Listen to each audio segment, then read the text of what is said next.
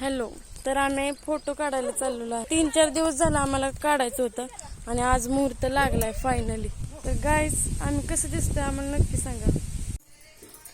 तर आता आम्ही घरी पोचल्यावर आईने सांगितलं मटकीचं कालवण, म्हणजे माझ्या सासूने सांगितलं मला मटकीचं कालवण कर.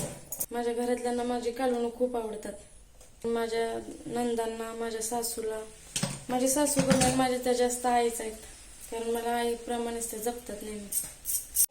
तर मसाला असा भाजून घ्यायचा, कांदा, टोमॅटो, खोबरं.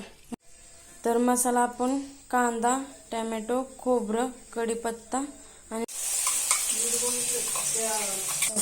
एक पळी तेल का टाकायचं, कारण मसाला चांगला भाजून घेण्यासाठी. आणि मग नंतर आपण एक्स्ट्राचं तेल टाकू शकतो. आता तेल आपण टाकून घेऊया.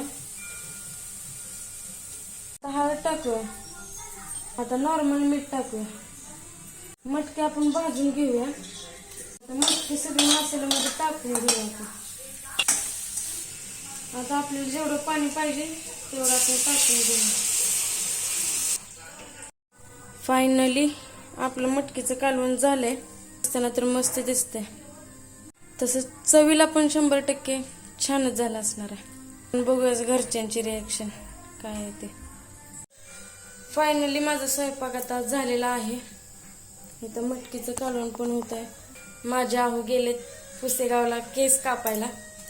येतील तेव्हा मग आम्ही जेवण करणार. अहो जेवण कसं झालं? जेवण खूप सुंदर झालंय. आत्ताच जस्ट मटकीचं कालवण खाल्लं आणि दुपारी पण आमच्या अर्धांगिनीनं वरण केलेलं, ते सुद्धा खूप छान झालं. आणि जाणून बुजून मी कुणाला खाऊन दिलं नाही, कारण मला खायचं होतं, मी सगळं संपवलं. अर्धांगिनी तशी म्हणण्यापेक्षा खूप छान स्वयंपाक करते आणि म्हणूनच मी त्याला सांगतो जेवण. पण जेवायसाठी माझ्यासाठी थांबलेत, 10 वाजून गेलेत. सो सॉरी त्याबद्दल, पण जेवण खूप छान झालं, एकदम मस्त. तर आमचं जेवण झालंय आणि 11 वाजलेत. आता झोपणार. Good night. आणि व्हिडिओ आवडला असेल तर लाईक, कमेंट, शेअर आणि सबस्क्राईब नक्की करा. बाय.